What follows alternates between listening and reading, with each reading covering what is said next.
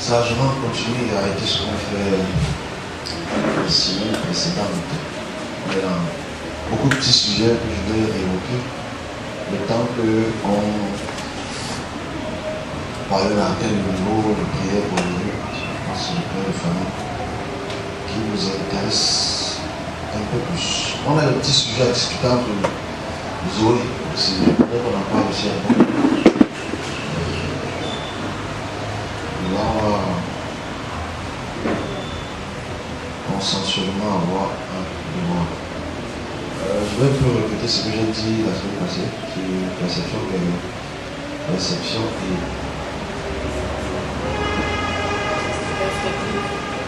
perspective. Perception et perspective. Sur un autre sujet aussi important qui va essayer d'ailleurs le sens de notre prière de Dieu. Je vais introduire un sujet pour le mois de juin. Avant de donner un message, je dis on a une petite discussion à avoir concernant le service. Une discussion de 10-15 minutes. Les 6 prochains mois, je pense qu'on devra avoir une conversation assez intelligente. Ok, bon.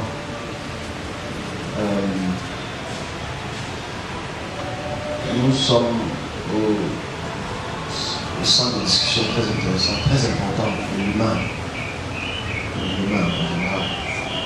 Et nous sommes aussi au centre de certainement beaucoup de réponses qu'on va essayer d'échafauder aujourd'hui pour nous apporter réponse à certaines questions. Bon, on commence pour perception et perspective. On continue. C'est un sujet qui a intéressé beaucoup de sceptiques. Une fois, dans le sens de perception et perspective du monde en général. Je dois prendre cela dans le sens de l'aversion, c'est-à-dire Satan, démon, etc. On puisse prendre ça dans ce sens-là et comprendre peut-être pourquoi les Africains, pas uniquement, mais les Africains en général, sont dans cette perception alors que c'est une perspective. Je souhaite qu'on puisse comprendre cela. On va aller doucement. On va d'abord, naturellement, il faut le plus définir perception, définir une perspective pour que comment tout le monde puisse comprendre. Alors une perception, comme je l'ai dit la semaine passée, c'est un regard que une personne a vis-à-vis de son vécu personnel. C'est une perception. C'est clair qu'une perception peut être imposée à beaucoup de personnes, ce qui est un peu triste. Je vais toujours définir encore aujourd'hui l'expression de Dieu à la fin de mon exposé. C'est-à-dire, je dis, une perception est ce que nous appréhendons de ce que nous observons. Qu'est-ce que nous percevons? Quelle est la couleur de la chaise? C'est ta perception. Mais elle peut être une perspective, si elle est commune. Une perception, c'est ce que je regarde, c'est mon point de vue personnel. Et comme je le disais, sans avoir lu la note d'Einstein, le problème c'est notre perception. En fait. On vit de perception, ce qui est tout à fait naturel. On a 2 yeux, on a 2 oreilles, on a les sens. Et ces sens, c'est nous qui les ressentons. La perception est légitime. La perspective, c'est un regard d'ensemble, un regard de mouvement d'ensemble à l'attitude de comparaison. On appelle une perspective. C'est pas qu'on parle l'arranger, c'est l'arranger là. On peut faire une perspective. quand on compare 2 choses, 3 choses, 4 choses, on fait ce qu'on appelle une perspective ou l'historiographie, comme je viens de le dire. Donc aujourd'hui, je veux qu'on essaie encore de mieux comprendre. Quand la semaine passée, je disais que les religions sont des perceptions personnelles. C'est-à-dire, j'ai accepté Jésus comme mon Seigneur et Sauveur personnel. Il est mort pour mes péchés. On ne voit pas Jésus ou Mohamed ou bien Bouddha comme une forme de perspective. Moi, c'est comme une perception personnelle. C'est une erreur. Voilà pourquoi je dis, et je le répète, je vais forcément encadrer cette expression-ci. Que l'expression de Dieu, c'est une mécanique instoppable, immuable, qui, sur son chemin, fait bouger toutes les races, toutes les couleurs, toutes les religions, tous les esprits. Quand l'expression de Dieu, du Créateur, sort, ça ne regarde pas ta foi, ça ne regarde pas ta relation personnelle, ça effectue son expression à la mesure près. Et c'est ce qu'il faut qu'on commence à comprendre et distinguer donc entre les perceptions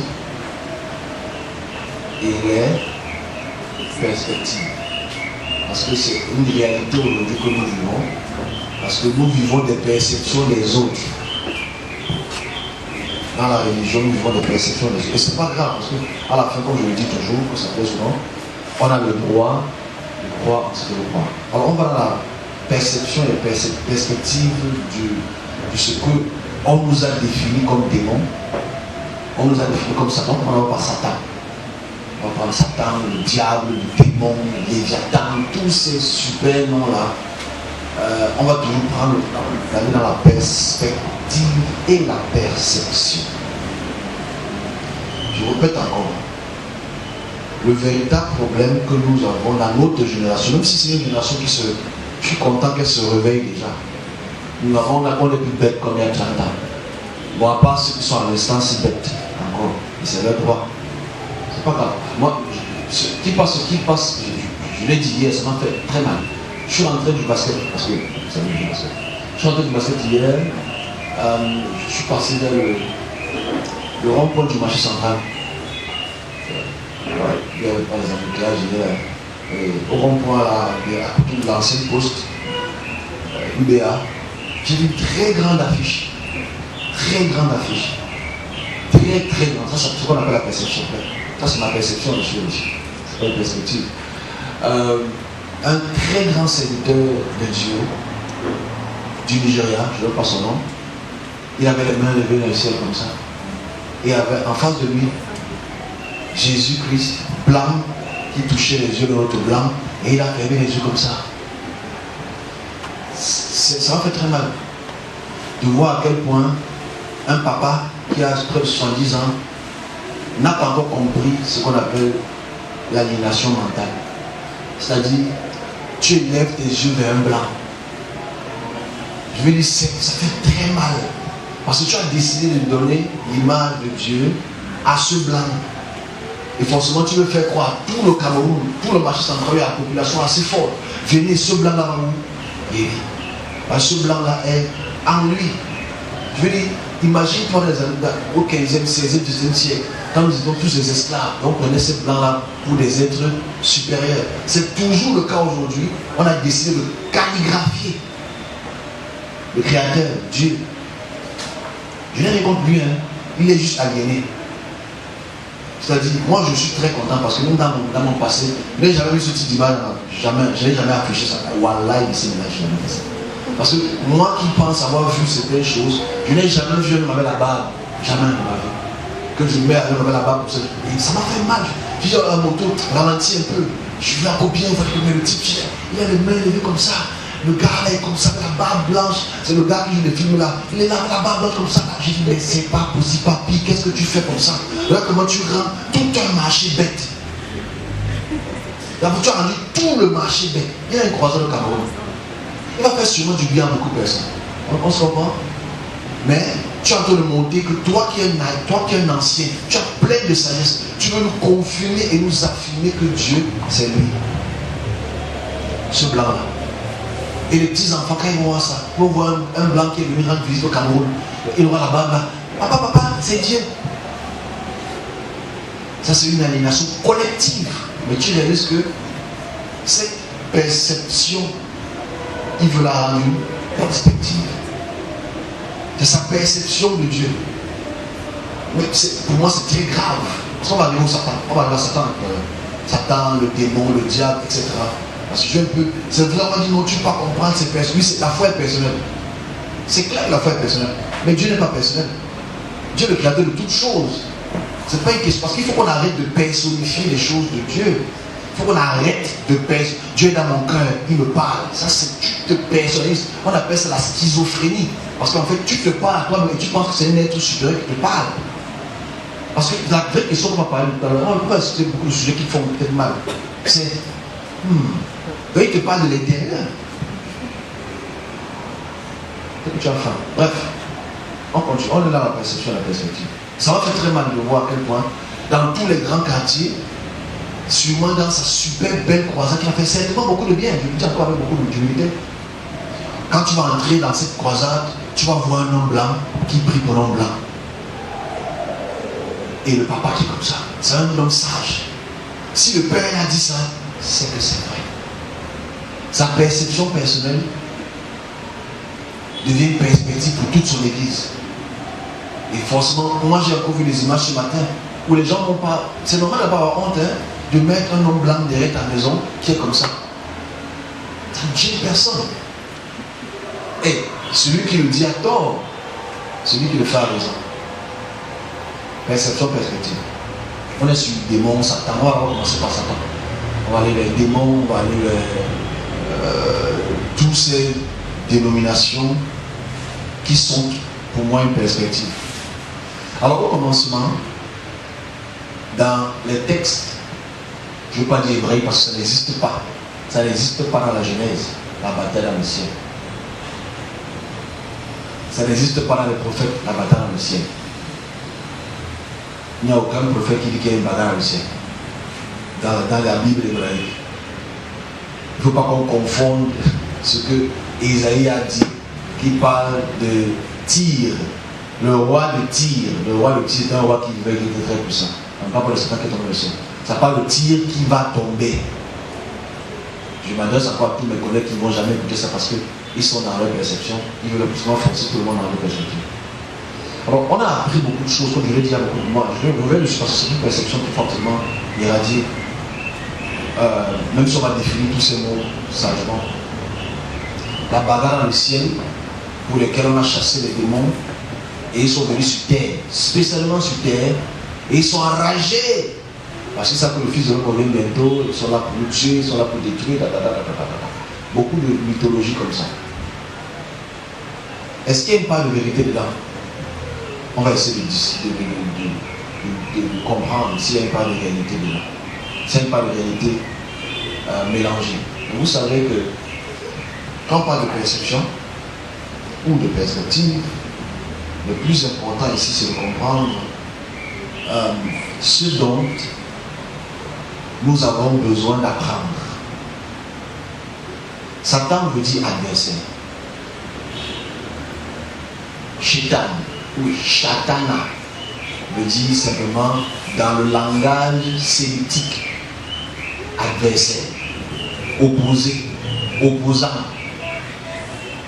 Ça c'est la définition du mot Shatana ou Shaitan ou Satan. C'est la définition basique, opposant. Vous savez que le MSC, le PCRL, ce sont des Satans. Ta voisine qui s'oppose à ton mariage, c'est Satan.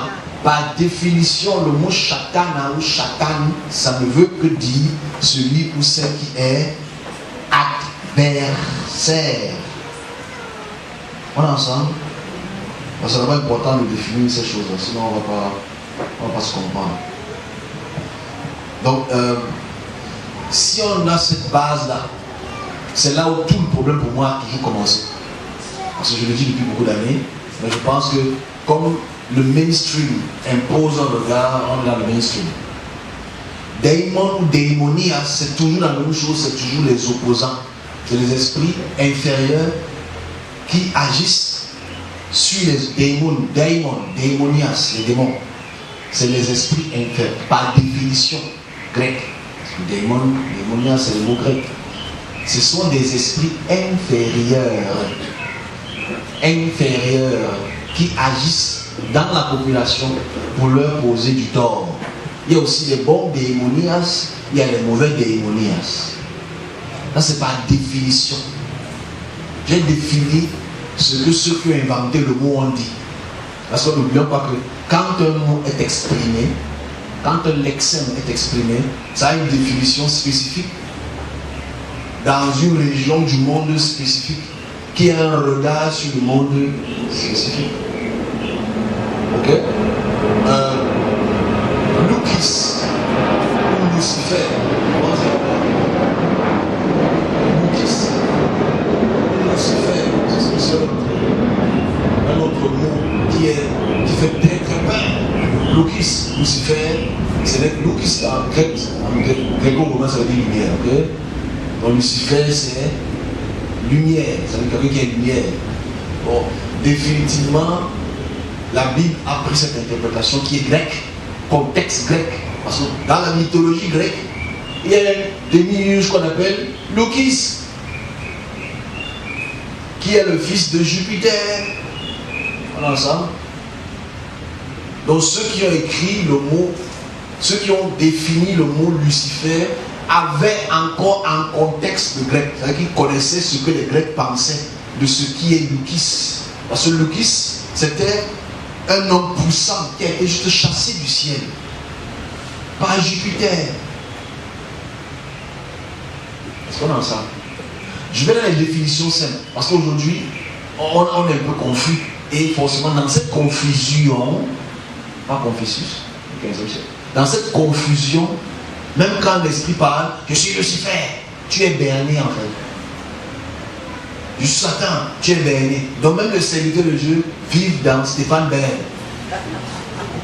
Pourquoi il dit Stéphane Bern? Parce que Stéphane Bern, tu partis monter les grands monuments là que personne n'a mis dedans. Si tu ne connais pas Stéphane Bern, tu le laisses. Il peut me porter peu de diffamation parce qu'il ne va jamais écouter cette vidéo. Alors ça peut dire, mais c'est très très important. Je voulais un peu, parce qu'il y a un monsieur qui m'a pris de cours sur cet enseignement. Moi je vais entrer dans les détails que lui malheureusement n'a pas été. Parce que lui il se base sur un fil conducteur biblique. Moi je me base sur un fil conducteur territorial. Donc il faut prendre tous les territoires qui ont dominé, comment on a combiné les noms. Comment le nom Lucifer se trouve dans la Bible. Comment le nom Chitan ou Chitana se trouve dans la Bible. Comment le mot démon ou démonia se trouve dans la Bible. Parce qu'on parle de, quand Jésus parle de démon, il n'y a pas de définition de démon dans l'expression juive. Le démon est un mot qui est grec. On se comprend? Donc c'est un emprunt grec qui se retrouve dans un contexte juif. Qui crie ah ah ah. Donc on y va. Si on a défini ces mots, Loukis. Et donc forcément dans le Loukis là, on a donc les super serviteurs de Dieu 2.0 à travers les écritures d'Enoch, à travers les écritures de Révélation. Oh à travers les écritures d'Enoch et de Révélation.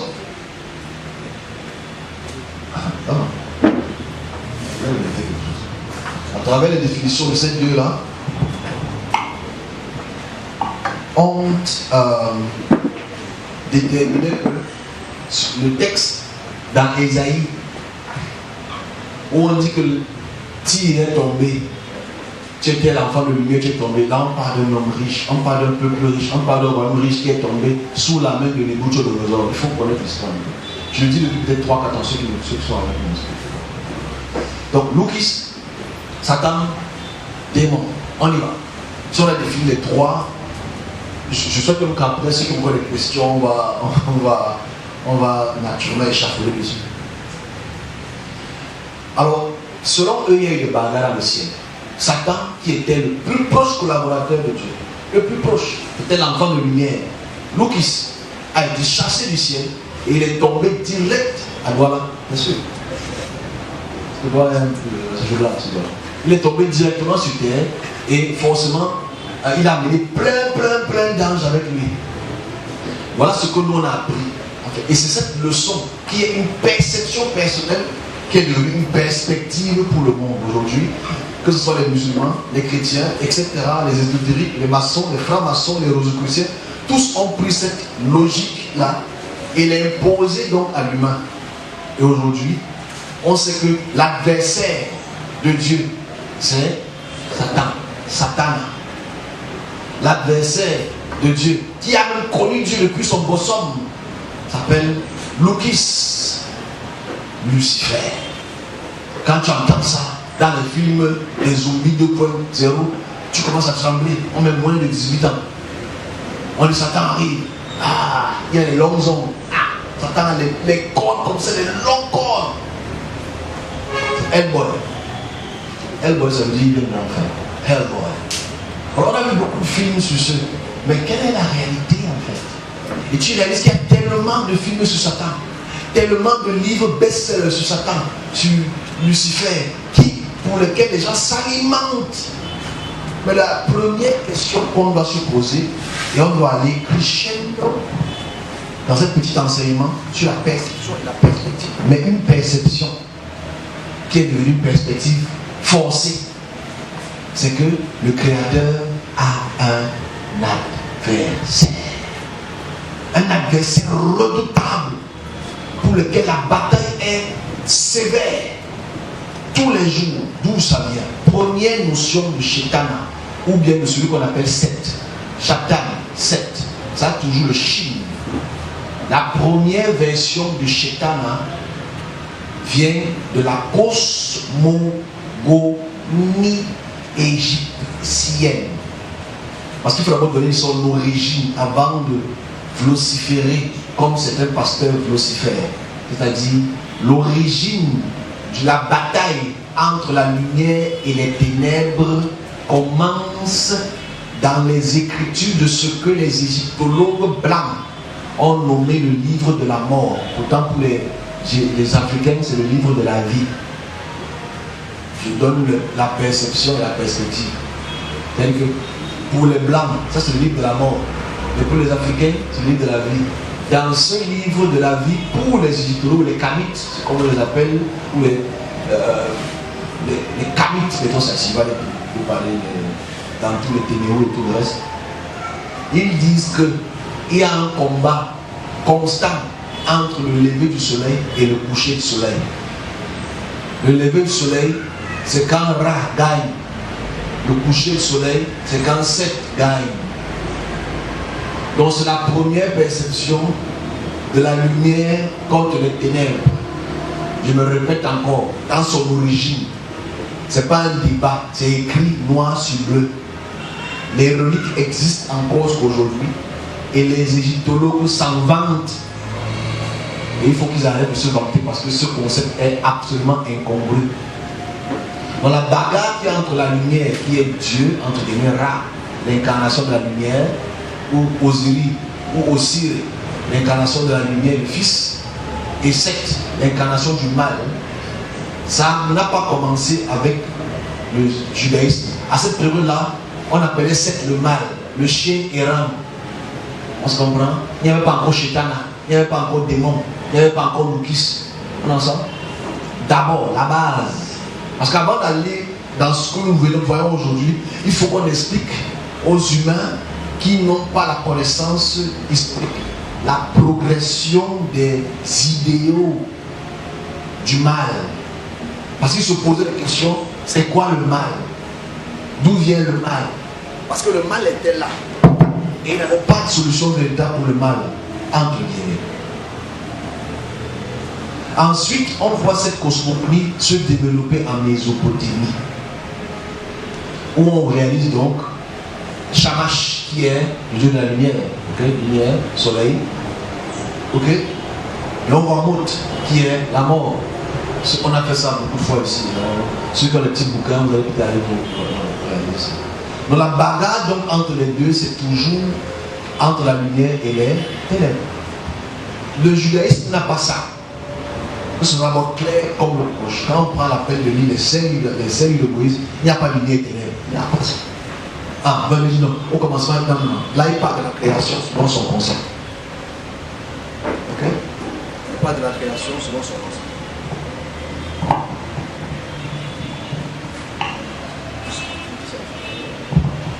Il parle de la création selon son concept. C'est pas grave. Donc, on continue. Donc, il n'y a pas ça dans le judaïsme. Le judaïsme n'a pas cela. C'est les textes apocryphes de ce qu'on nomme les textes apocryphes du 3e, 4e siècle d'Enoch qui commencent à proposer ce type de langage, lumière contre ténèbres. C'est de là que émane l'adversaire qu'on appelle donc Shaitan ou Satan. On ensemble? C'est de là qu'émane cela. Chez les Grecs donc, il y a beaucoup de démons, il y a beaucoup de classifications d'esprits. Les esprits donc inférieurs, on les appelle les démons. C'est eux qui affligent les hommes. C'est aussi eux qui trouvent des solutions à leur population gréco-romaine. On est ensemble? Je viens de la définition rapide. Voilà un peu ce qu'on va savoir en fait. D'où vient cette conception du diable, des démons, lumière contre ténèbres. Mais ce qu'il en est la réalité, ce qui est certain, ce qui est la seule réalité, c'est que nous sommes dans un monde bourré d'esprits. Et ces esprits affligent les hommes. Mais la vraie question qu'on a se poser, qui pose problème, parce que je prendrai des textes que mon ami n'a pas pu prendre la peine de prendre, peut-être parce que la Bible est courte, bien que je n'ai pas tout suivi, c'est dans les textes de Job, c'est important de le dire, les textes d'Ézéchiel, c'est intéressant de le dire, dans les textes de Matthieu, Luc et Apocalypse, on nous impose une perception qui doit devenir et qui est malheureusement une perspective, même pour les serviteurs de Dieu, qu'il y a une bataille dans le ciel et il y a une bagarre entre Dieu et Shaitan ou Satan. Imaginez que je le dis depuis beaucoup d'années, c'est ce que je vais un peu voir, je vais essayer de montrer une perception qui doit être éliminée. On apprend ça sur le fond de la perspective. Il faut enseigner ça constamment pour que les gens comprennent. Aujourd'hui, nous y sommes. Nous croyons que Jésus-Christ, qui est supposé être Dieu, est transporté à la montagne et Satan lui pose beaucoup de questions. Je veux que vous preniez la photo. Bon, je veux dire, si ton cerveau réfléchit comme un humain normal, pas dans le sens de la perception. Parce que dans ta perception, tu peux croire, c'est ton droit, que Satan peut transporter le Créateur et le tenter. C'est une image pour laquelle tu te poses la question comment les humains ont pu accepter une telle chose. Ne pas être insultant. Quand tu prends la peine de lire le livre de Job, tu réalises que c'est Satan avec Dieu qui se rassemble. Tu veux me croire depuis ce matin. Moi, je fais le tour de la terre. J'essaie de savoir qui est juste. Elle dit, tu ne connais pas mon pote Job là? Non, lui là, c'est un gars bien. Tape-le, mais ne tape pas tout. Laisse seulement son cœur. Tu réalises à quel point on prend ce type de choses et on prêche ça aux enfants et les enfants commencent à croire. Donc la perception d'un homme, d'un peuple, d'une race est imposée. Le regard générique que Dieu peut te frapper, après tu deviens plus riche que tout le monde. Mais il frappe les Africains. Voilà. Mais en fait, c'est la réalité. Et tu vois, en fait, c'est que, oui, vous savez ça, vraiment ça dans la perception. Dans la perception, tu es frappé, non? Tu vas à l'église, non? Tu es frappé. Après, on trouve une voiture. Tu vas prendre un job comme exemple. Ça, c'est ta perception. Mais regarde ça dans la perspective. On frappe les Africains tous les jours. Ils sortent toujours pauvres. Donc dans la perspective, elle est absolument fausse. On dit non mais c'est Job personnellement, c'était l'ami intime de Dieu. Tu réalises qu'on veut nous imposer cela. Et tu vois, Satan est là, hein? Il fait le tour du monde. Et que sur toute la terre, il n'y avait que seulement Job qui était là juste. C'est grave. Et c'est ce qu'on veut nous imposer comme regard. Même chose sur la montagne. Oh là là, la montagne. La montagne, j'ai prêché ça un jour en 2017 et je ne me suis plus jamais revenu dessus. Parce que j'ai compris qu'il y a une incohérence. L'incohérence n'est pas une incohérence dans la perception, mais dans la perspective. C'est-à-dire, les esprits me transportent dans les airs. On se comprend? Ils me transportent dans les airs pour m'affliger. Moi, je comprends.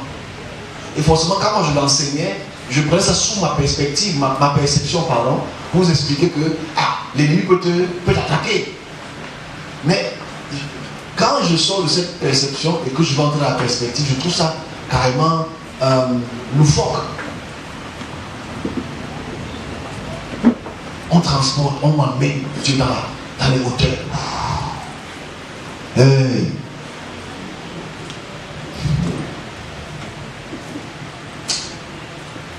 Les Africains ont des belles calmes.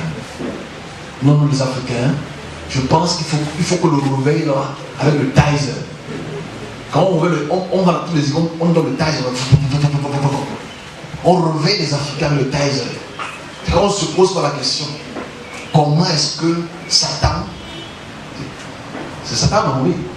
À la montagne, c'est Satan, non, je pense. Oui, Satan le démon alors. Ok? Élève, tente. Il dit si tu es le fils. Bon, là, il ne parle pas de Dieu quand même. Non. Pas le fils de Dieu. On dit que le fils de Dieu, c'est Dieu. C'est quand même la même génétique. Il y a une mère, il y a un père, il y a un fils. Donc forcément, si le fils a les gènes du père, c'est que le père a les gènes du fils. Si le fils a les gènes du père, c'est que le père, le fils, c'est que le fils est le père. Vous savez que Jésus, quand ils sont allés là, on dit Amen, on reçoit. Donc bref, ici, il est transporté et il est tenté. Il est tenté, on lui pose beaucoup de questions, on le badigeonne partout. Après que Dieu ait jeûné pendant 40 jours, parce qu'il faut que Dieu jeûne quand même pour aller rencontrer son alter ego au ciel. Vous ne trouvez pas ça bizarre? Il va à la montagne, 40 jours, 40 nuits, pour payer, pour rencontrer lui-même.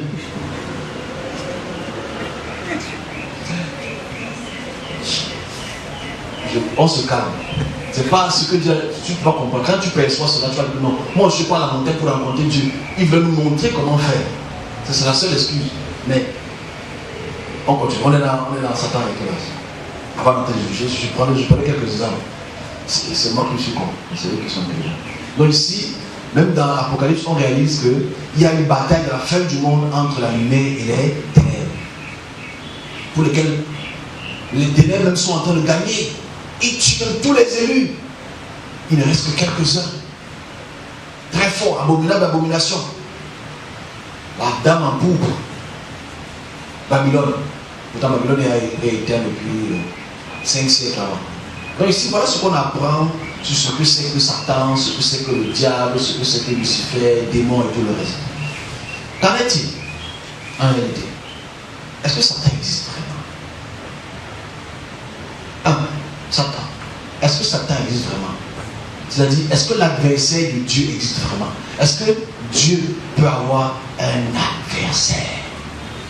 Nam contre Tyson Fury. Le Cameroun contre l'Angola. En perception, oui. Dieu peut lutter contre le diable. Mais la question qu'on ne va jamais pouvoir se poser, c'est qui a créé le diable? Qui a créé Satan? Qui a créé Loukis? Pourquoi lui-même se retrouve encore en train de... Là, c'est pas comme les films chinois. Pourquoi? Parce que les films chinois, non, je vous explique. Vous ne savez pas comment les films chinois, quand vous étiez plus jeune, je vous explique les films chinois. Si tu n'as pas fait les vidéos de 5 vidéos de 50-50, c'est que tu n'as pas dépassé 25 ans ici. C'est que tu as là. Parce que là, maintenant, c'est le téléphone. Avant, il n'y avait pas le téléphone, mes amis. Avant, c'est que tu allais au ciné-club. Tu pars où? Tu pars à l'école. Tu as préparé tes 50 et une gomme dans la poche. Tu vois le film là, tu te dis, si je rentre à 17h, je vais que on avait cours. Tu mon père hier soir, big boss, tout ça. J'ai une photo encore avec le grand écart comme ça là. Jean-Claude Van Damme a besoin qu'il découvre la photo là et met ça sur Facebook, je découpe pour lui. Ah, ça. Il fait le grand écart à cause de Jean-Claude Van Damme. Bref. Donc ceux qui n'ont pas connu le film chinois, tu es encore très très jeune. Très jeune. Si toi pour toi c'est Paloma, le film hispanique là, c'est que tu es meilleur.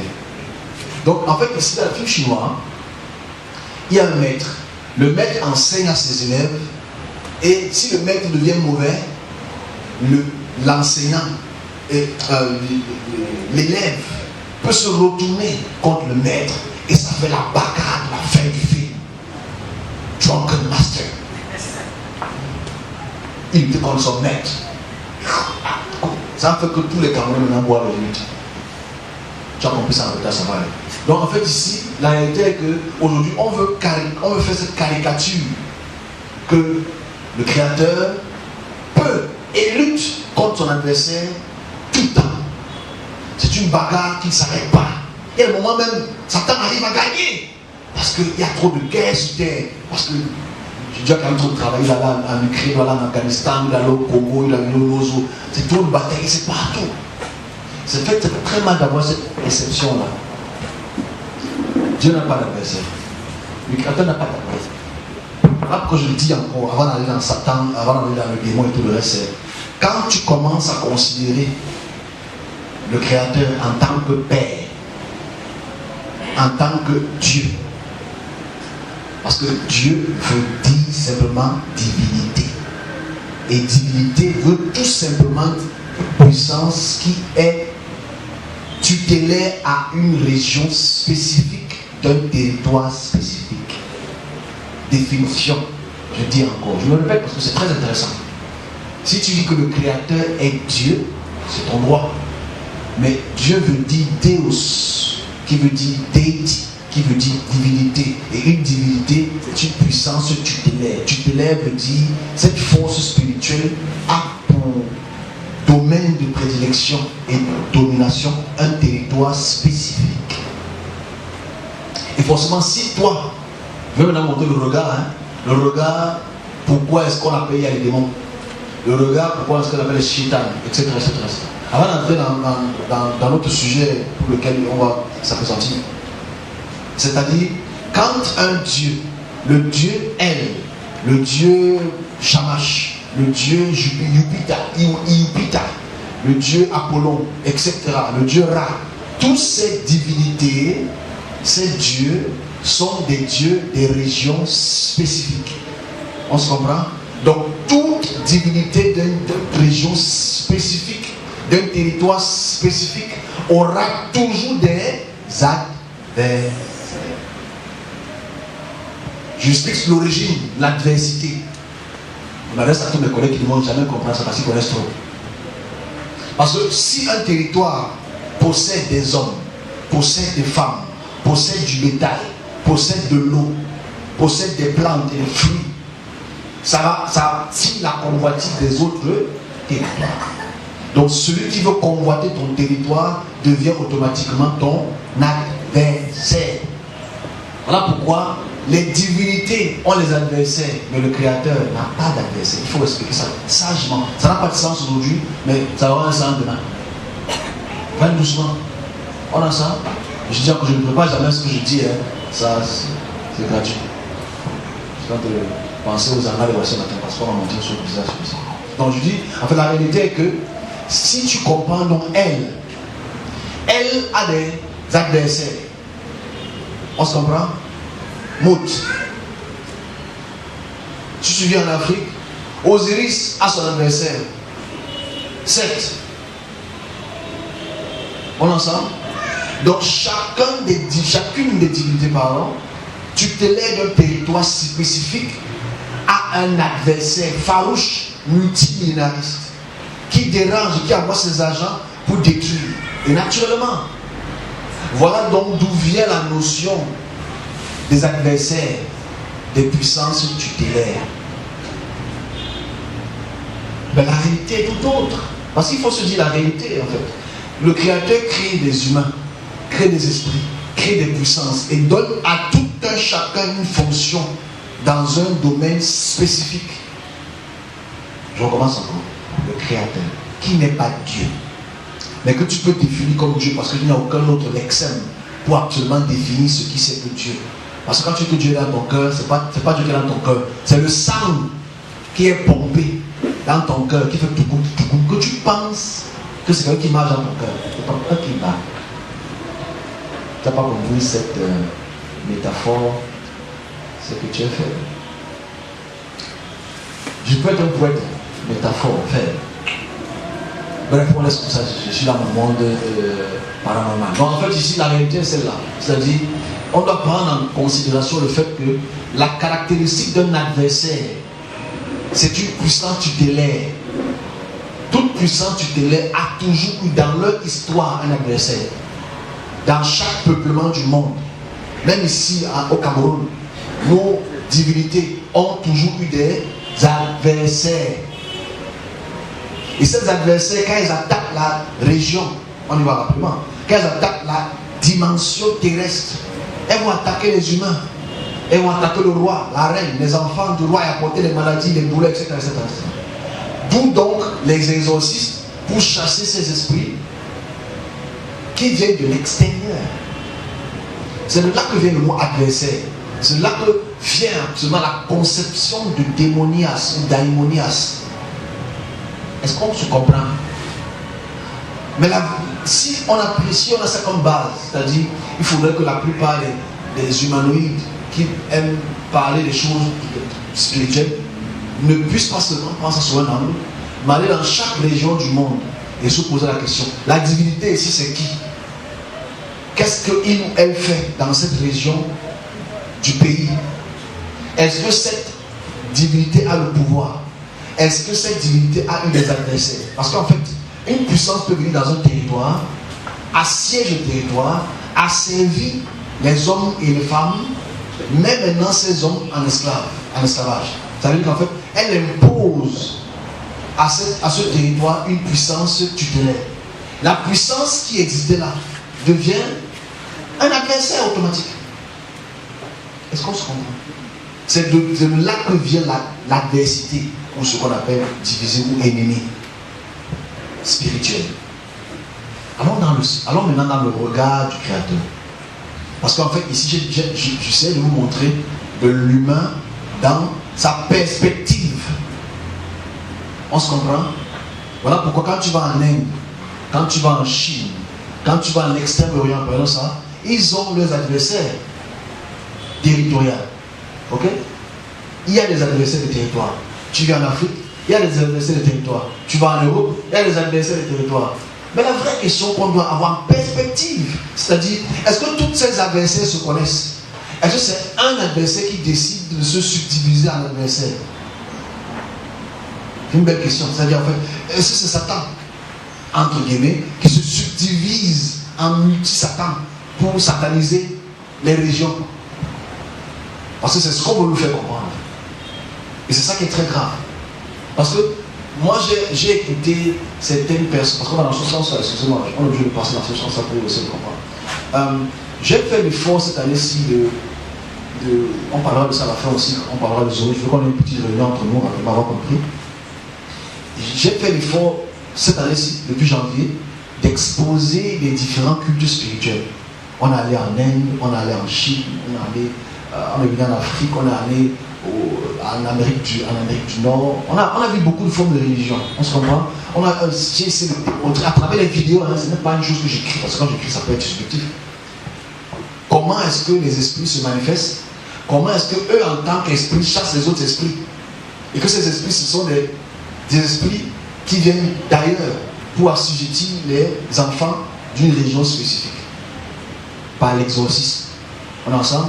J'ai monté l'exorcisme musulman, j'ai monté l'exorcisme chinois, j'ai monté l'exorcisme indien, j'ai monté l'exorcisme l'indien de l'Amérique du Nord, j'ai monté plein de formes d'exorcisme. Parce qu'en fait, l'exorcisme ici, c'est très important d'avoir ce mot qui nous a été donné par colonisation.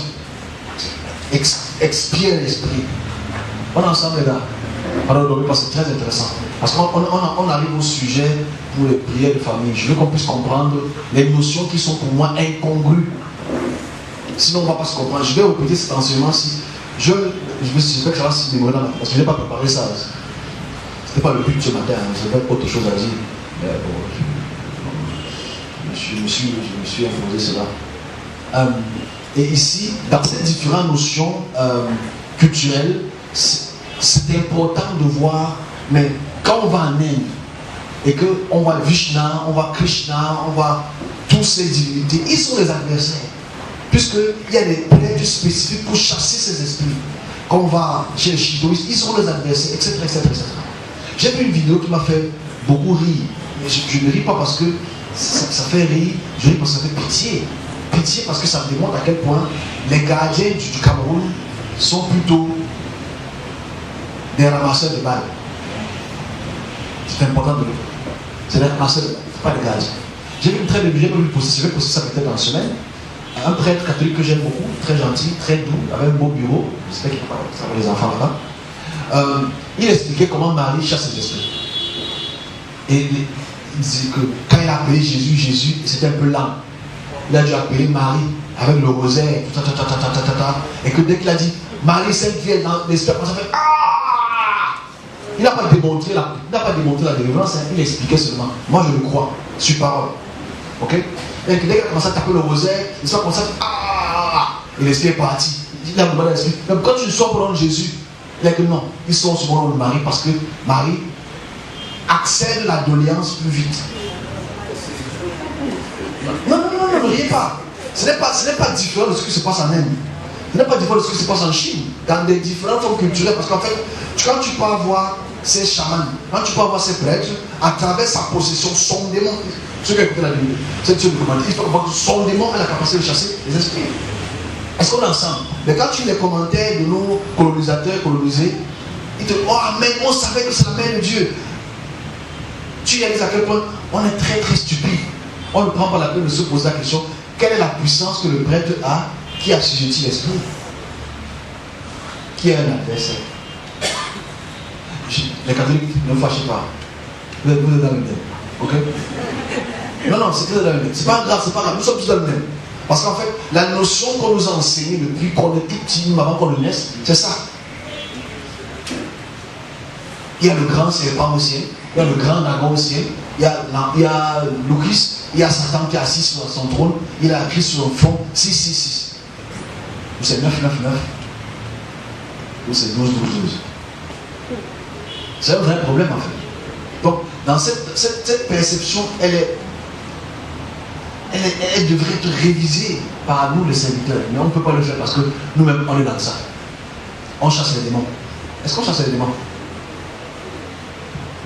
Question qu'on va répondre tout à l'heure. Est-ce qu'on chasse Loukis?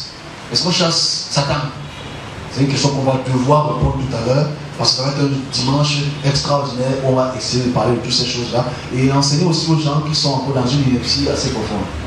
Regardons maintenant ça sous le regard du Créateur. On essaie de voir avec ce que j'ai expliqué, j'espère. Si je vais trop vite pour certaines personnes, parce qu'en fait, tu ne viens pas souvent les dimanches, tu n'écoutes pas constamment. Si tu n'écoutes pas constamment, tu vas perdre le fil en fait. C'est ce que je dis peut-être pour les nouvelles personnes qui sont là depuis 3 ou 4 siècles. Hein? Ok? Donc si tu fais assure-toi, il y a des questionneuses ici qui vont questionner. Il y a ma mère là qui n'est pas encore là. Mince, Maman Salomon, elle va nous questionner sur sa influence. On prie qu'elle arrive avec un jet. Donc on continue. Quel est maintenant le regard que Dieu ou le Créateur a sur ses créatures? C'est maintenant là qu'on a discuté de toutes ces choses, de comment l'homme perçoit les esprits. Mais il faudrait qu'on comprenne comment est-ce que le Créateur perçoit ce qu'il a créé. C'est ça le plus important. Et c'est ça qui me frustre le plus.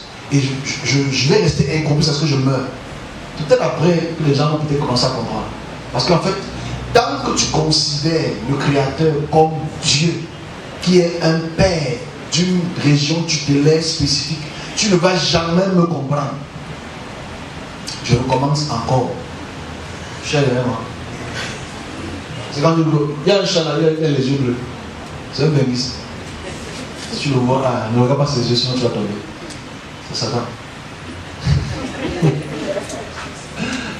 Il y a un chat qui a les yeux bleus. C'est pas normal. C'est que c'est un noir blond. Ok?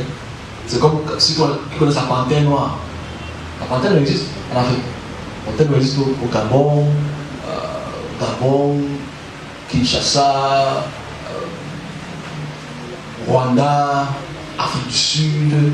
C'est important quand on parle de la panthère noire. La panthère noire, c'est un spécimen très rare, pour lesquels c'est exactement comme ça que les rois africains s'habillaient. Ils s'habillaient par panthère que vous voyez là. Ça c'est aujourd'hui. J'informe ceux qui ne connaissent pas l'information. Ceux qui pensent que les rois s'habillaient en peau de panthère, que ma mère apporte là, c'est absolument faux. La peau de panthère que les Égyptiens et toute l'Afrique centrale et l'Afrique australe portaient, c'était noir. C'était la panthère noire. Il n'y avait pas de panthère colorée là, c'est faux. J'y ai été, je donne l'information. Tu es parti comment? Avec Boeing 747. Ça a échoué là. Ah ouais. On continue. Mais Yves, tu es arrogant, je suis insolent. On y va. Donc ici, on continue. La perception de ce que c'est que les esprits. Et je le dis encore, tant qu'on regarde le Créateur sous le regard d'un Dieu, et un Dieu qui a en possession une terre spécifique, on ne va jamais comprendre le Créateur. Jamais. Parce qu'on va toujours vouloir que ce Dieu nous vienne en aide. On va toujours vouloir que ce Dieu... On va toujours vouloir que ce Dieu nous vienne en aide. On va toujours vouloir que ce Dieu règle les problèmes du nozo. On va toujours vouloir que ce Dieu fasse ça. On va toujours vouloir que ce Dieu nous donne la nourriture. On va toujours vouloir que ce Dieu... Ouais, tu ne veux pas qu'il souffre. Tant que tu vois le Créateur comme divinité tutélaire, tu ne vas jamais comprendre la création. Et c'est là où les serviteurs doivent se réveiller. Mais comme ils sont en train de dormir en ce dimanche-ci, en disant que Dieu va revenir sur terre. Alors j'ai fait une petite blague. Petite blague que on va me détester pour ça. Chance que celui qui coupe les vidéos est malade. Il ne va pas écouter ça. Alors, il y a des vidéos qui circulent depuis fin mars. La NASA, par sa sonde Voyager Rover, je vais dire ça parce que c'est. Si je dis qui est Blaise, comment ça? Blaise Option. Hey, Blaise Option, quelles sont les options? Si je dis c'est quoi? Ranger, Rover, Voyager, hein? En fait, c'est une sonde qu'on a envoyée à 12 ans. Je l'appelle Mars. Qui a envoyé ces images il y a quelques mois. Donc, on a la capacité de voir ce qui se passe dans Mars. C'est comme au village là, avec les cailloux partout. Imagine donc que la fin du monde arrive. Et que Jésus confond le planète. Bam. Il tombe là-bas. Il est, vous êtes où les gars? Je vais vous amener. Mon frère, tu n'es pas sur terre ici. Tu es sur terre. Il ne fait pas chaud ici, mon frère. Je pense que là, sur l'écriture, il ne savait pas qu'il devait avoir notre planète. On est très doux. Il faut qu'on ouvre la tête. On parle de ça tout à l'heure. Donc, le regard que le Créateur a sur la création devrait être analysé. Les hommes, Dieu les a créés. Ça, c'est un fait. Ok? C'est un fait que Dieu a créé. Dieu n'a pas créé l'homme à travers, en prenant le sol et en soufflant l'air. C'est une connerie. Ok? Ni autre chose. C'est une connerie. C'est absolument absurde, mais c'est pas grave. Si tu crois, c'est ton droit. Tu peux aussi croire que Paul est présent. Donc en fait ici, la réalité est que quand Dieu crée les hommes et les êtres spirituels, les globes célestes et terrestres, il crée avec un devoir, une fonction, comme je me le dis. Cette fonction devrait être prise en considération. Je vais rapidement parce que je suis dans les esprits. Chaque fonction devrait être prise en considération. Parce qu'il ne va pas venir changer la fonction d'une fonction qui a donné une fonction spécifique. Vous savez que si la terre doit abriter les hommes, la terre va abriter les hommes. On se comprend? Ce n'est pas un regard d'un chapiteau d'échec préhistorique qui va venir te dire que la terre là va échouer, la terre là va se casser, et on va tous monter au ciel. Ça, c'est un regard interne, ce n'est pas un regard externe. Quand on parle des esprits, les esprits, ce qu'on appelle esprit, c'est parce qu'on ne voit pas, on dit esprit, bon, pneumas, ou roi, n'importe quel nom qu'on donne comme définition, ce sont des choses qu'on voit avec qui on les effets. Et naturellement, il y a différentes formes d'esprit. Comme j'ai dit il y a quelques semaines. Je vais pas, ceux qui n'ont pas écouté cet enseignement, c'est sur Facebook, allez écouter. Les esprits, ou ce qu'on appelle les anges, ou ce que vous appelez démons, Satan. Dans la création, chacun de ces esprits a un devoir, a une fonction. Ok? Là, c'est d'abord important de le noter. Je vais refaire une petite caricature pour vous aider à comprendre deux, trois choses. Comment est-ce que la création intervient dans la création? Ce qui est très difficile à comprendre, mais pas difficile pour nous. D'ailleurs, difficile pour nous. Donc les esprits qu'on appelle les anges, les démons, ont des fonctions, ont des devoirs, ont des domaines respectifs. Et ces domaines respectifs sont sur terre, sont sur d'autres formes de la création pour lesquelles il ou elle réside. Je peux dire il ou elle. Donc forcément, quand l'homme, ils sont là avant, l'homme n'a pas eu de matin au ciel. C'est une définition de la création. Parce que chacun de ces êtres a un devoir.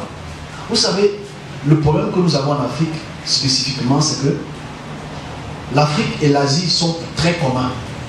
L'Afrique et l'Asie ont beaucoup de traits en commun. Je vais aller rapidement, je ne vais pas faire trop l'anthropologie, des plaques tectoniques. Je dis, l'Afrique et l'Asie ont des points en commun. C'est-à-dire, c'est une plaque qui a colisé. Donc on a la culture asiatique. Elle n'est pas très différente de la culture africaine. Dans presque tout. Presque tout. Ici, je dis ça parce qu'en fait, même la culture du sol, les arbres, les plantes, etc., on a presque la même forme botanique. Je dis ça pourquoi? Parce que ça va surprendre beaucoup. Hein. Mais les vrais le savent, pas les faux. Il y a des domaines que le Créateur a créés sur terre. Ah, ça va être ce que je veux dire.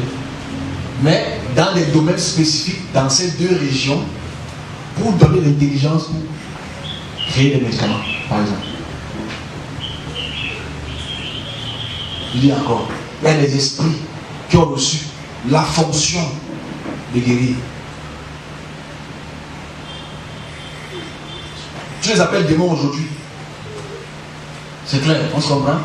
Mais dans la vie, avant le judéo-christianisme, etc., ces personnes qui reçoivent de ces génies ou de ces esprits reçoivent la qualité de connaître l'herbe qui peut guérir. On est ensemble. C'est aujourd'hui qu'ils sont devenus adversaires. Ah oui, je reprends la question que la dame m'avait posée une fois. C'est aujourd'hui parce que je veux qu'on commence les frontières de la création bientôt. Il faut qu'on recommence ça pour expliquer autre chose. Donc, il y a des esprits dans ces deux régions où on retrouve la plupart. Parce que vous savez, ceux qui connaissent un peu la carte du monde, vous allez voir que l'Amérique du Sud était collée à l'Afrique. Okay? Voilà pourquoi on a les mêmes formes botaniques. On est ensemble? La même diversité botanique. Botanique. Les plantes. Non, c'est jamais. Voilà. C'est important de le dire. Donc il y a des puissances qui ont reçu ce devoir d'instruire des hommes pour les guérisons à travers les herbes. Sinon l'espèce humaine devait être finie depuis. On est ensemble?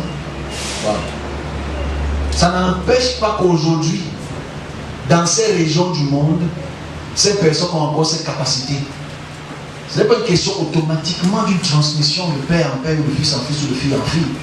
Mais c'est une capacité spirituelle dans un domaine spécifique de pouvoir régler les problèmes de santé à travers les plantes. On est ensemble? Donc aujourd'hui, quand tu le fais, c'est dangereux. Parce que c'est le diable. En fait, c'est l'adversaire. Mais l'adversaire règle le problème, non? Avec ses ailes. J'ai pris ça comme un exemple, parce que je veux qu'on puisse voir l'extérieur de l'intérieur. C'est comme les serviteurs qui ont reçu le pouvoir de guérir et de délivrer, ce qu'on appelle délivrer. Et je vais parler même plus loin. Ça va déranger mon histoire, ça va déranger. Il y a même des domaines spirituels qu'on a alloués sur terre juste pour régler les problèmes spirituels. On est ensemble? Que vous appelez par méga anges, les anges personnels, anges gardiens, etc. Aujourd'hui, ce sont les adversaires. Je vais les nombrer un peu pour comprendre qu'il y a des, je dis encore, il y a des esprits sur terre qui ne font pas de mal, mais qui savent intervenir. Pas tous, je dis il y a des esprits. Ça peut sembler énervant parce qu'on a déjà fait ce qu'on appelle la dualité. Nous vivons dans un monde de dualité, c'est-à-dire ténèbres contre lumière. C'est ce que la Bible et les juifs nous imposent. C'est ça qui est absolument incongru. Ah oui, tu vois ça? Vous savez, je vais prendre un exemple. Je prends deux exemples parce que je vais aller rapidement, parce que le temps est contre nous. Je ne vais pas trop parler de ce sujet, c'est parce que je pense que ça va faire partie de notre discussion. Les pamphlets de questions comme ça, là, que je ne vais pas répondre. Une réponse est une frappe. Donc ici, en réalité, je pense sur deux aspects. Trois aspects. Trois différents formes. Donc tu peux être là, comme certaines personnes ici, qui sont avant ou qui sont pas là, alors tu peux traverser la route. Un truc fait que la voiture se dévie. Comme tu es dévié, mais comment la voiture s'est déviée comme ça bien? D'autres personnes qui sont dans l'eau, ils sont tous sortis de l'eau sans qu'ils soient interviennent. Qui est celui qui intervient? Oui, il y a beaucoup de morts, ça je n'en souviens pas. Mais il y a combien de personnes qui vivent, qu'on ne sait pas qui vivent à travers les interventions de puissance qu'eux ne voient pas. Ah oui, tu gagnes. Je veux essayer, je veux détendre l'atmosphère. Parce que la notion qu'on nous a apprise, c'est que si ce n'est pas Dieu, c'est le diable. Si ce n'est pas Dieu, c'est Satan. Mais c'est absolument faux en fait. Il faut décomplexer cette histoire-ci et comprendre le rôle. Non, je prends l'exemple, ça peut arriver à tout le monde. Tu peux dans le service, tu peux dans une bonne église et la puissance du service t'épargne des accidents. Ah, qu'est-ce qui s'est passé? Je ne sais pas. Ah, c'est un. Tu peux être un chef du village, tu peux être une personnalité du village. Un accident va te prendre, mais tu veux un bon poison, ça se casse. Non, qui casse le verre? Le vent. C'est pas le vent. C'est pas un ange gardien. Parce qu'il y a aussi des interventions qu'on ne maîtrise pas. Enfin, que vous ne maîtrisez pas. Qui sont ceux qui interviennent? Ce sont les bons esprits ou les mauvais esprits? Ou c'est nous qui qualifions cela bon ou mauvais?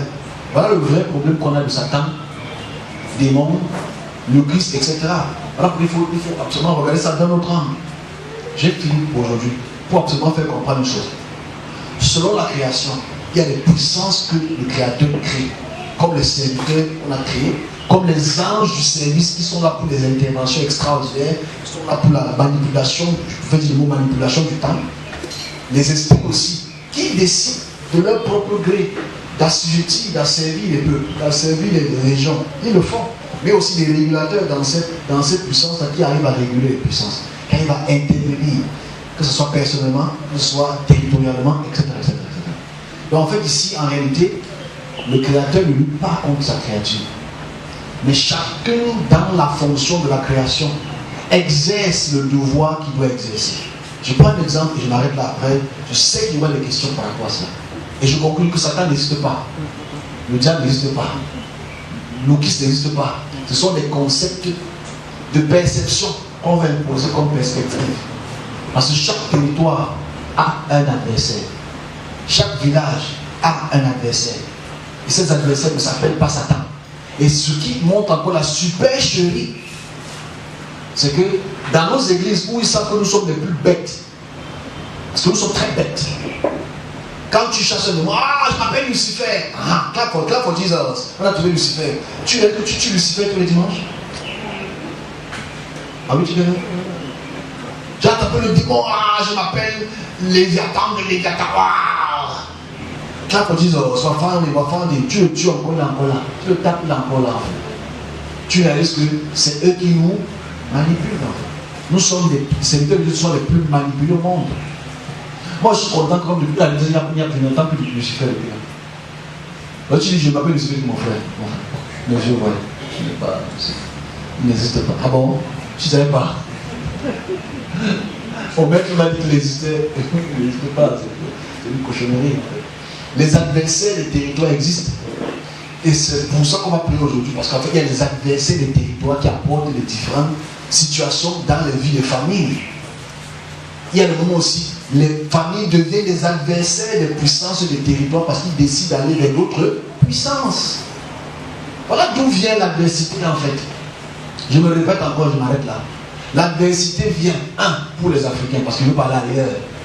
Parce que si je prends un Asiatique et je prie pour lui, son esprit devient mon adversaire. C'est tout. Mais le service de Dieu a la capacité de régulation, devrait réguler les choses. Parce que le service de Dieu a une avance sur le temps pour absolument observer les situations qui pourraient ou qui peuvent arriver pour apporter une régulation. C'est le plus important. Satan n'existe pas. Le diable n'existe pas. À part seulement dans la définition territoriale, oui, ça peut exister. Parce que dans ta ville, Ton voisin, c'est ton Satan. Parce qu'il veut te tuer. On est ensemble. Parce que c'est important de le dire. Il n'y a pas un être, je dis encore, je mets quiconque à défi. Là, si c'est que ça, on s'assoit, on parle. Même pas qu'on parle, on appelle. Un esprit puissant qui s'appelle Satan. Et ça me donne souvent qu'il se moque carrément de nous. Et quand moi, ça me donne, on va plus loin comme ça. Quand tu vois les sectes bizarres là, Satan vient, tu es encore plus con que la contise de la concon. C'est que tu es bête, tu n'as pas rien. Tu fais le tétragramme, tu appelles Loukis. Loukis vient et quelqu'un vient là. Je m'appelle Loukis. Tu veux quoi? Je veux le bonbon au chocolat. Le culte de Lucifer. Et tu as les lucifériens. Il n'y a pas de lucifériens. Ça n'existe pas. C'est une connerie. Ce sont les puissants qui vous manipulent et qui vous donnent ce que vous voulez. Lucifer n'existe pas. Dieu n'a pas un collègue au ciel qu'il a chassé, qui devait son concurrent après qu'il savait lui chanter Beyoncé Koulibaly. Ça c'est faux. C'est absolument faux. Il faut enlever ça à la tête des gens. Ton adversaire, c'est qui? Ton adversaire spirituel, c'est celui qui veut intenter à ta vie. Ton adversaire spirituel, c'est celui qui veut prendre ta vie. Ton adversaire spirituel, c'est celui qui veut limiter ton avancement. Ton adversaire, j'insiste sur ce mot spirituel, n'est pas dit physique. Parce que tu es chez toi là, parce que tu as mon Satan. Il n'est pas dit ça. Parce que vous êtes capable de le faire. Ton adversaire spirituel, c'est celui qui veut intenter ta vie. C'est celui qui ne veut pas que tu te maries. C'est celui qui ne veut pas que tu accouches. Etc. Etc. C'est lui ton adversaire. Tu le vois dans la nuit. Il vient t'appuyer le cou. Il vient coucher avec toi la nuit. C'est lui ton adversaire désigné spirituellement, territorialement sur toi. C'est lui ton adversaire. Bon oui, tu peux savoir une tante, un oncle qui est ton adversaire parce qu'il ne veut pas que tu grandisses. Ça maintenant, je ne sais pas quoi te dire. On va gérer ça tout à l'heure. C'est ça qu'on appelle l'adversaire. Est-ce qu'on se comprend? Donc quand tu dis, oh, Satan est venu, il m'a parlé. Vous savez, je ne dis pas que je n'ai que 10 ans d'espérance, c'est pas beaucoup. C'est vraiment pas. Il y a encore 20 ans d'espérance dans le tabou. Ça n'a un bout en fait. Satan came to greet me. He told me, I'll give you all these words. Que tu as lu Jean chapitre 4. Tu as lu Matthieu chapitre 4. Tu as lu chapitre 4. Tu as interprété ça à ta manière. Les esprits ont la capacité de visualiser les porteurs de temps. C'est un fait. Ils peuvent savoir qui sont ceux qui peuvent atteindre un certain niveau pour tirer le plus de population. Ils le savent. Parce que généralement, tu le confesses. Généralement, tu le dis. Ou bien, ils connaissent les agissements des enfants étranges. Oui. Ils peuvent intercepter cela de la mauvaise manière. Oui, ils le font. Ça, ils le font. C'est ton adversaire là-bas. Dans l'histoire de Satan, démon, quand tu entends les gens dire, ah, un démon. Bon, je peux comprendre qu'il dit démon, parce que c'est bibliquement démon. Mais je pense que ceux qui nous connaissent depuis le nouveau hymne, le mot démon, Satan, c'est depuis la malade. Parce que si tu es mon adversaire, tu veux savoir que tu es mon adversaire. Tu vas commencer à tenter de parler. Donc bref, on a fini pour ce sujet, Satan. On n'a pas fini, mais j'ai juste une petite virgule. Satan, Lucifer, etc., qui est pour moi incongru. Il faudrait qu'on puisse, à partir d'aujourd'hui, ne plus avoir ce type d'expression. Parce que c'est très grave. C'est très très grave de se dire que Satan, Dieu a un adversaire. Tu vois les caricatures, tu vois Satan comme ça, tu vois Jésus comme ça, ils sont là. Tu es là, tu pries. Satan down, down. Jesus up, up. Satan, tu chantes, les gens dansent. Il y a des moments où je dansais des choses que vous ne comprenez pas. Mais c'est pas grave. Être mourir bête, c'est pas mauvais. C'est un prix. Donc on va se poser le sujet qu'on prépare encore pour la semaine prochaine. Parce que je vais essayer dans les territoires d'élaborer ce que je dis ici sur Satan et tout le reste. Moi, quand certains se présentent devant moi, il n'y a pas de Satan. Il n'y a pas de Satan, je n'ai pas connu Satan. Et je dis encore de mes petits yeux qui ne voient jamais rien, je n'ai pas connu Satan.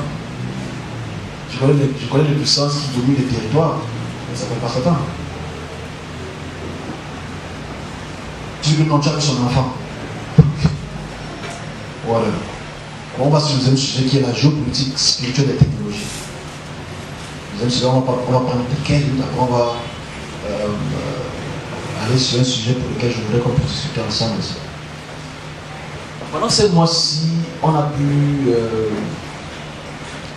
On a pu, en 10 minutes, je ne peux pas le dire, je vais introduire ce que j'ai fait pour moi, l'ouvrage que je vais peut-être distribuer, parce que, honnêtement, je voulais bien le faire aujourd'hui, distribuer les petites bouclettes. Mais la lecture est dure. Une fois, je ne sais pas. Je suis sûr qu'il y a peut-être une dizaine ici, sans vouloir être méchant. Je ne suis pas méchant, mais je vais être méchant. Si on distribue ces pamphlets, c'était une double édition. Il y a beaucoup qui veulent prendre une page, déposer que je reviens lire. Je dis que je reviens lire, mais jamais revenir parce qu'en fait, c'était compliqué. Mais je vais vous distribuer cela gratuitement.